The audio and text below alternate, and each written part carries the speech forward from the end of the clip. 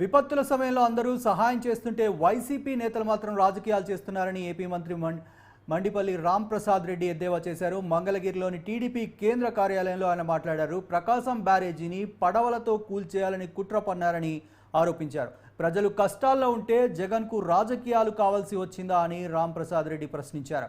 స్వాతంత్ర సమరయోధుడు జైల్లో ఉన్నట్టు నందిగం సురేష్ను పరామర్శించారన్నారు ఆయన.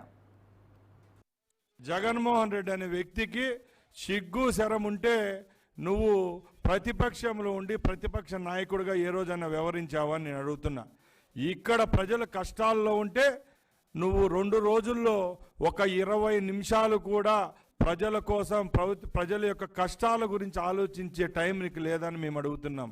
ఈరోజు 2 సంఘటనల్లో ఎవరైతే దోషిగా ఉన్న నందిగామ సురేష్ కోసం నీ మాజీ ఎంపీ ఆయన కోసం నువ్వు హడావుడిగా బెంగళూరు నుంచి ఈరోజు గుంటూరు జైలుకి వచ్చి ఆయన ఏదో ఒక స్వాతంత్ర సమరయోధుడు జైల్లో ఉన్నట్టు నువ్వు వచ్చి అక్కడికి వచ్చి పరామర్శించడం జరుగుతూ ఉంది. అలాగే ఇక్కడ లక్షలాది మంది ప్రజలు 12 రోజుల నుంచి ఈ భారీ వర్షాల వల్ల కష్టాలు అనుభవిస్తుంటే నీకు ఆ ఆకలి కేకలైతేనే మా కష్టాలు అయితే నీకు పట్టవని ఆయన మేము జగన్మోహన్ రెడ్డిని అడుగుతున్నాం.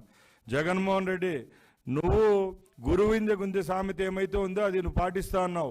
నీ సొంత జిల్లా నువ్వు ఏ ప్రాంతంలో అయితే పుట్టావో ఆ ప్రాంతంలో నువ్వు ముఖ్యమంత్రిగా ఉన్న రోజు పించా ప్రాజెక్టు, అన్నమయ్య ప్రాజెక్టు కొట్టుకొని పోతే అక్కడ 100 మందికి పైగా చనిపోతే ఈ రోజుటికి నువ్వు వాళ్ళకు ₹1 ఇచ్చిన పాపాను పోలేదు, వాళ్ళ కష్టాలు పట్టించుకున్న పాపాను